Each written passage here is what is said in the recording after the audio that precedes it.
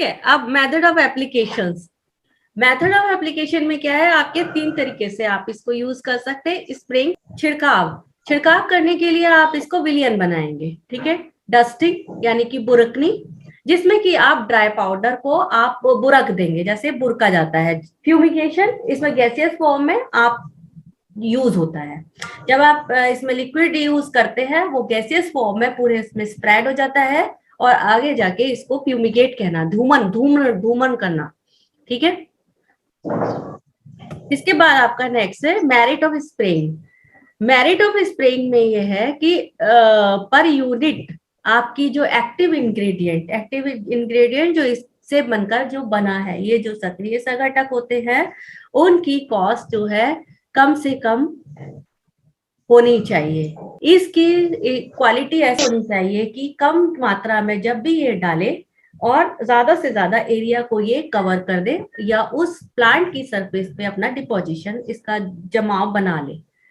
इसका जो अवशिष्ट प्रभाव होता है, रेजिडुअल इफेक्ट फॉर मोर, वो ज्यादा टाइम के लिए होना चाहिए। स्प्रेइंग में क्या होता है, जब आप स्प्रे करते हैं तो बहुत लंबे टाइम तक वो उसमें अंदर तक चला जाता है, जिसकी वजह से उसका अवशिष्ट प्रभाव जो है काफी लंबे टाइम तक रहता है। दूसरा, फिर आप हाई विंड वेलोसिटी, अगर आपकी हवा का वेग ज्यादा है, इवन 10 माइल्स पर आवर की रफ्तार से भी अगर हवा चल रही है, तो आप उसमें छिड़काव कर सकते हैं। ड्रॉप साइज, जो बूंदे हैं, स्प्रे करने की जो बूंदे हैं, उनको आप छोटा बड़ा कर सकते हैं, ठीक है।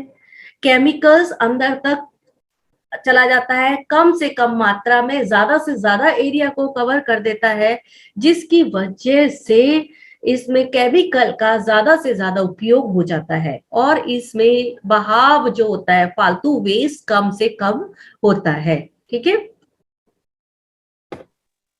इसके बाद इसकी डिमेरिट्स क्या है? इसकी डिमेरिट्स है, इसके लिए ज्यादा टाइम चाहिए, क्योंकि इसको घोलना है, मिलाना है, उसके बाद जो है लेबर, इसमें मेहनत भी ज्यादा लगती है। स्प्रेयर जो है, जो स्प्रे करने वाले इक्विपमेंट्स है, वो हैवी होते हैं, ठीक है, इसलिए उनको मूवमेंट करना उनका मुश्किल हो जाएगा, कॉस्टली होते हैं, और इसको छिड़काव करने से पहले विलियन यानी कि सॉल्यूशन को बनाना पड़ता है, जिसकी वजह से टाइम लगता है। अब इतना सारा सॉल्यूशन है, इसको अगर उठा के रखना है तो स्टोर करने में भी प्रॉब्लम होती है। No spraying in moist weather, अगर मॉइस्ट वेदर है तो स्प्रेइंग करना मुश्किल है, ठीक है। अब इसके मेथड ऑफ सीड ट्रीटमेंट है। सीड में आपको नॉर्मल सीड ट्रीटमेंट को एक ड्राई सीड में ड्राई पाउडर लपेट के उसको मिट्टी के अंदर लगाना है, जिससे कि जब उसकी पूरी सीड जो है कवर हो जाता है स्प्रे फंजीसाइड से, तो उस पर जो है माइक्रो ऑर्गेनिज्म इफेक्ट नहीं कर पाते हैं, ठीक है।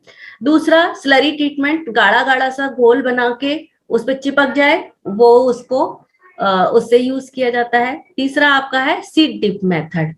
सीड डिप में मतलब सीड को सॉल्यूशन में डिप करेंगे, फिर उसके बाद लगाएंगे, है ना। तो इसमें सीड में उपस्थित जितने भी माइक्रो ऑर्गेनिज्म होते हैं, या सीड के बाहर या सॉइल में जो सीड पर इफेक्ट कर सकते हैं, उसकी वजह से हम जो है उसको रोक सकते हैं इससे, सीड ट्रीटमेंट से। मेथड ऑफ सॉइल ट्रीटमेंट क्या है? सॉइल ट्रीटमेंट है मिट्टी का उपचार। मिट्टी के उपचार में एक तरीका ये है कि आप पूरे सॉइल पर एक लेयर सी ड्रेंचिंग कर दें, पूरे मिट्टी में 10 से 15 सेंटीमीटर तक की जो है, इसमें ड्रेंचिंग का मतलब होता है घोल और निलंबन को बनाकर फैला देना। तो सॉइल में घोल को पूरा फैला देना, जिससे कि वो मिट्टी के अंदर 10 से 15 सेंटीमीटर तक की सरफेस तक ये अंदर तक भेद जाता है। दूसरा तरीका है ब्रॉडकास्टिंग ऑफ डस्ट पाउडर और ग्रेन्यूल्स या पाउडर को ड्राई फॉर्म में इस पे बुरक दे, सॉइल पर बुरक दे। तीसरा है आपका फरो मतलब इसमें की ग्रूव, जो नाली बनाकर उसके अंदर केमिकल को डालें।